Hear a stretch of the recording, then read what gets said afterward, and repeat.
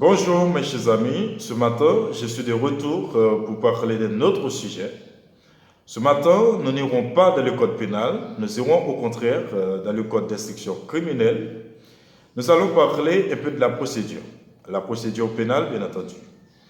Notre sujet c'est l'extinction de l'action publique. L'extinction, par définition, c'est l'action par laquelle quelque chose perd son efficacité, son existence, ou encore c'est l'action d'éteindre quelque chose qui était allumé. L'action publique, quant à elle, c'est l'action conduite au nom de la société en vue de réprimer une infraction en application de la loi pénale. Elle est engagée au nom de la société puisqu'elle vise à réprimer un trouble à l'ordre public, mais non à réparer un préjudice personnel. Elle est mise en œuvre par le ministère public, entre parenthèses le commissaire du gouvernement, contre les auteurs, les co-auteurs ou les complices d'une infraction. L'action publique désigne aussi l'action de l'administration publique. Bref, l'action publique est un concept de la sociologie politique qui désigne à la fois l'action du gouvernement, le travail gouvernemental ou l'action de gouverner. L'action publique délivre l'auteur d'une infraction de toute poursuite. Alors, les causes de l'extinction de l'action publique, on a premièrement la mort du délinquant. Le fait que le délinquant est passé par la mort, eh bien, automatiquement, l'action publique s'arrête. Deuxième cause d'extinction de l'action publique, c'est la prescription. Vous savez, en droit pénal, la prescription, c'est la période durant laquelle, ou bien le délai par lequel l'action publique doit être entamée. Mais si le délai passe, ou bien faute d'extinction de l'action publique, eh bien, l'action publique s'arrête automatiquement, ou l'action en justice n'est plus recevable. Pour la contravention, le délai de la prescription est d'1 an. C'est l'article 469 du Code d'instruction criminelle.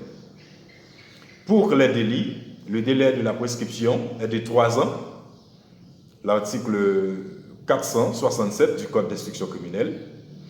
Et pour les crimes, le délai de la prescription est de 10 ans. Et c'est l'article 466 du Code d'instruction criminelle.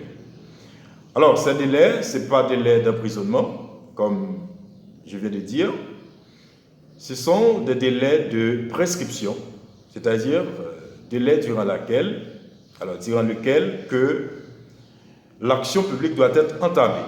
Mais si ces délais passent, eh bien, l'action publique s'arrête automatiquement ou bien l'action en justice n'est plus recevable. Alors, je vais lire l'article 469, 467, 466. Nous allons rapidement dans l'article 466. Eh bien, il dit que l'action publique et l'action civile résultant d'un crime de nature à emporter la peine de mort ou de peine afflictive ou infamante se prescriront après 10 ans révolus à compter du jour où le crime aura été commis. Si, dans cet intervalle, il n'a été fait aucun acte d'instruction ni de poursuite, s'il a été fait dans cet intervalle des actes d'instruction ou de poursuite non suivis de jugement, l'action publique et l'action civile ne se prescriront qu'après 10 ans révolus.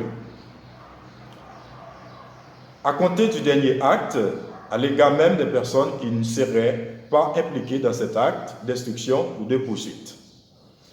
L'article 467. Dans les deux cas réprimés à l'article précédent et suivant les distinctions d'époque qui y sont établies, la durée de la prescription sera réduite à 3 années révolues s'il s'agit d'un délit de nature à être puni correctionnellement.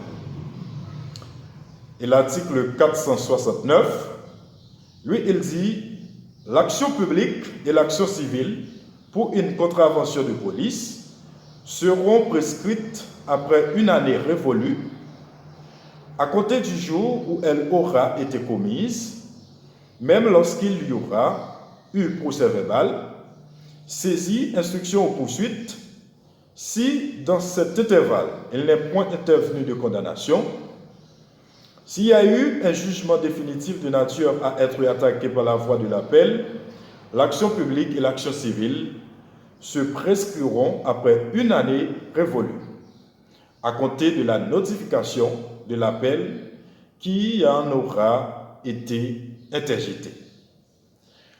Alors, je viens de lire les articles qui concernent la prescription. Mais troisième cause d'exception de l'action publique, c'est l'abrogation de la loi. La loi cesse d'être obligatoire par son abrogation. Vous savez, l'abrogation est le nom donné à l'annulation pour l'avenir du caractère exécutoire de textes législatifs ou réglementaires. Les lois et les règlements administratifs, entre parenthèses les décrets et les arrêtés, ne peuvent être abrogés que par un texte ayant la même valeur. Une loi par une autre loi, un arrêté par un autre arrêté, un décret par un autre décret. En effet, il existe plusieurs autres causes d'extinction de l'action publique, notamment le retrait de la plainte, la chose jugée, l'amnistie. Mais moi, je viens de vous parler des trois premiers, et pour moi, ce sont les trois les plus essentiels.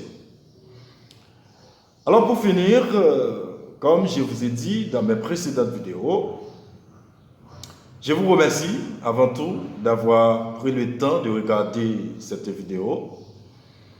Eh bien, n'hésitez pas de me commenter, abonner la page, mais aussi activer la cloche de notification pour voir toutes mes nouvelles vidéos. Au revoir.